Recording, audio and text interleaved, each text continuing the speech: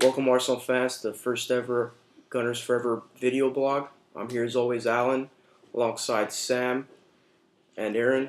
We're going to talk a bit about the transfer deadline, a little bit about the Aston Villa result, and maybe do a quick preview of the game against Bolton, which kicks off tomorrow night.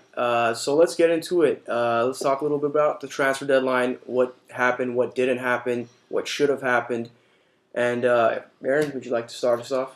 Well, we all knew that up to maybe 2 or 3 weeks ago, Arsenal was in desperate need of either a right back or a left back, or preferably someone that could play in both positions. And Wenger held off on that because he assumed that Gibbs and Sonia and Santos and Jenkinson would all be back. And so far, he's kind of been proven right. So, as far as that goes, I think we're pretty much set. Now, another major talk point is Wilshire's setback. And with the current setback, it raises the question, do we need another center midfielder? My answer, no. Diaby's going to come back soon. So, that's another topic that we have to lay off of. My major concern is either a left winger or a right winger. One that can play on both sides preferably, and one to replace the need for Andre Arshavin. And for that, let's turn to Sam, who has gathered up some targets. Well, I did a lot of research last night, and I thought the best guy that we could get is, his name is Antoine Griezmann. He plays in Spain right now. I'm not sure if you're familiar with him. Oh, yeah. It's a kid that plays for Real Sociedad. Yeah, great player. He's a great dribbler. He could cut in very well.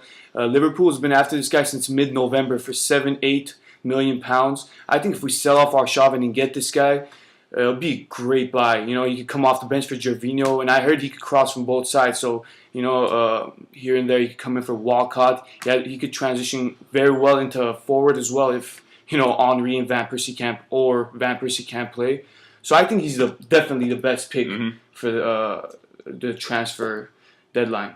Yeah, the couple of under-21 France games that I've watched, he's been the main player, and it's not to say that some of these other under-21 players haven't been the, players from small teams and stuff. There was players like Fofana that plays for Lyon, Lacazette. Yeah. If I remember correctly, Moussa Sissoko, who's one of the main players at Toulouse, was on those teams too. So, he's a very established player, and he's been doing his thing in the Spanish La Liga for about 2 years now, and impressing along the way.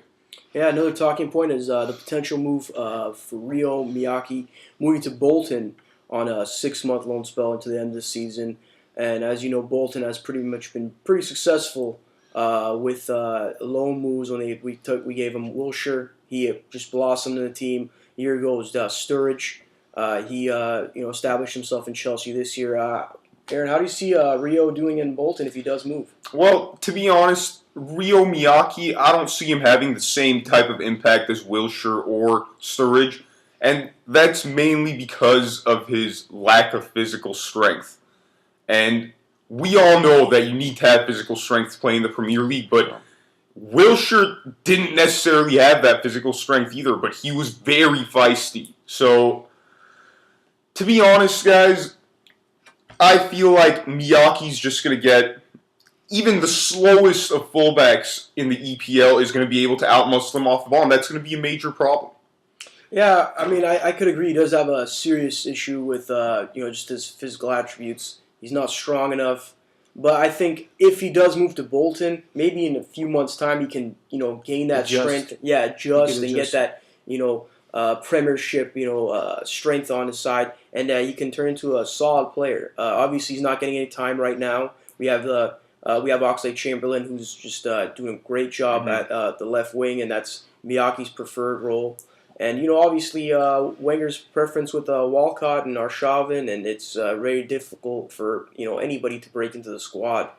What do you say about the Miyake stuff, Sam? I mean, I agree with everything that Aaron had just said, but my only concern is getting this young guy out there to Bolton to gain some experience, but having him get injured. I mean, yeah, a lot of these Arsenal young players get injured very easily, especially someone that lacks physical strength and is going to try to prove himself in the EPL at a young age is going to get injured, is going to get into tackles. And especially with Miyake, I feel like a lot of these fullbacks are going to really try to exploit that lack of physical strength and try to bully him around. Yeah, so that's what I was thinking. I don't know. We've seen how Theo Walcott has been out-muscled completely by Pablo Zabaleta, and chances are most other EPL teams are gonna follow suit, considering how easy it was and how ineffective Walcott was. Yeah, and also the FA Cup result, we won the game. Maybe a less than stellar performance on our end. What do you have to say about that, Sam? What do you think? Oh man, just horrible performance. First half, we went out there and we took a beating. Aston Villa controlled the whole game.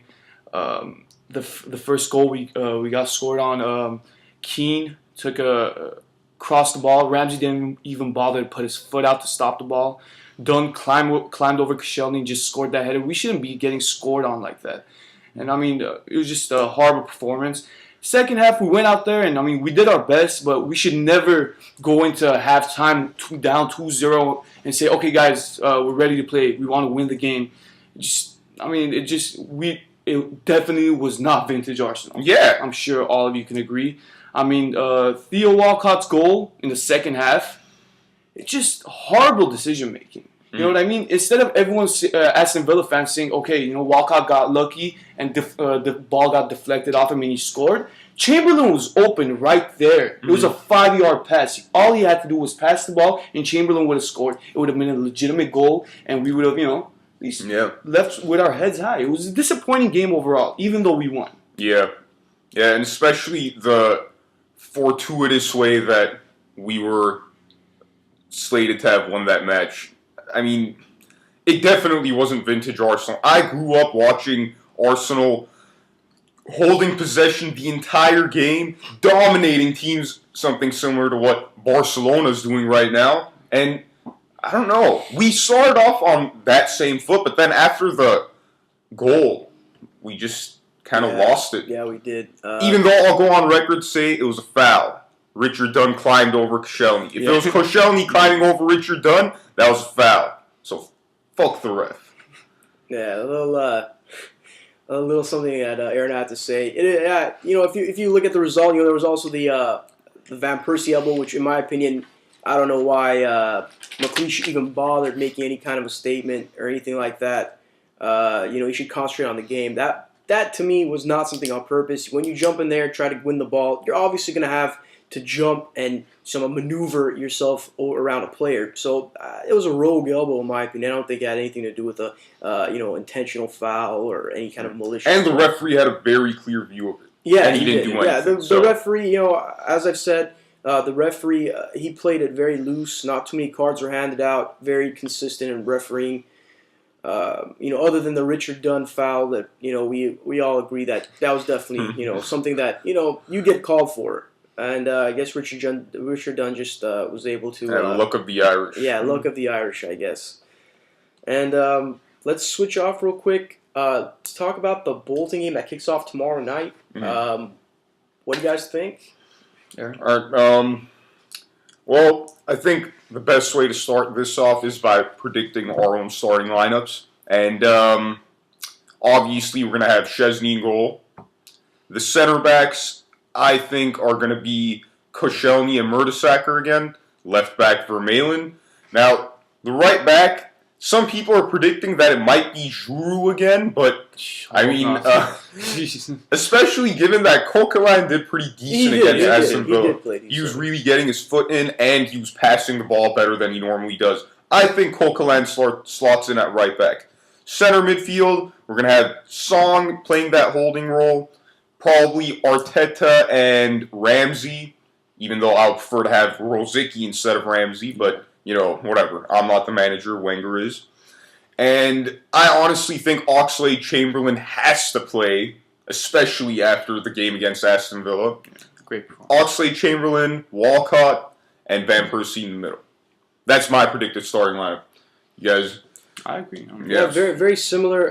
The right back, if Sonya is not fit. Now that's That's if Sonya is not fit, we're gonna definitely see Coquelin there. But I think Sonya should be okay for the game, unless Wenger just You guys think he looked a little bit rusty? a little bit? Yeah, a little bit. He kind of seemed like he had a little bit of a step, like an awkward step. Yeah, and I don't know. that just comes down to the fact that he was injured. He came up from breaking his leg. Yeah. It's definitely going to be a hard road to recovery. Yeah, and just the Bolton team, I think we should just cruise by in that result. I think we should at least put maybe 2 on the board, 3 on the board. If nothing happens, nothing freak happens, we should have a clean sheet. Yeah. There shouldn't be any problems. Owen Coyle and Bolton's have had a terrible season. Can't get the results they want to. They do grind out some games, but for the most part, I think we should comfortably coast to victory. I mean, if you guys remember, we played them in the Carling Cup, and we had pretty much a second team out there against most of their starters, and we comfortably took that one. It was we dominated, and with our second team, and we did a good job. I think we should take this at least 2-0, 3-1 maybe with that free goal. My prediction is 2-0 as well. I think that we should definitely dominate the game. We're versing the worst team in the league. Bolton should not stand a chance. If we lose this game, I don't know what's going to happen, because that's going to be 4 league games in a row that we lost.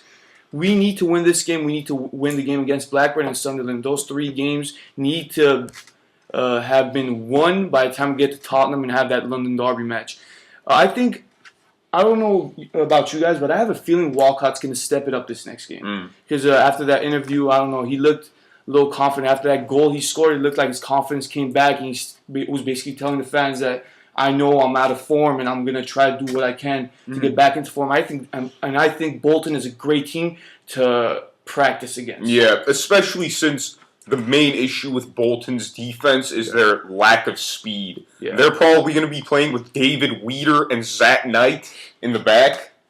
Okay, come on. Those guys, they're both like 6'5", gargantuan defenders, but I mean, for what they have in height, they lack in coordination. And if there's one way that we're going to destroy that defense, it's with speed. And worst case scenario, they don't play one of those 2. They're probably going to start that American Tim Ream. Tim Ream. Okay? Yeah, not a big fan. Enough said. Yeah, not a big fan of Tim Ream personally. Yeah. Omar Gonzalez deserved to be in the EPL more than Tim Ream did. Yeah. But anyway. Yes, he did. Well, you guys have anything else to add? That's it. All right. Just go Arsenal. Go Arsenal, baby. GunnersForever.com. There you have it. Enjoy your. I hope you guys enjoyed the first ever Gunners Forever video blog, and we'll be back shortly, and hope to see you guys again. Take care. Take care.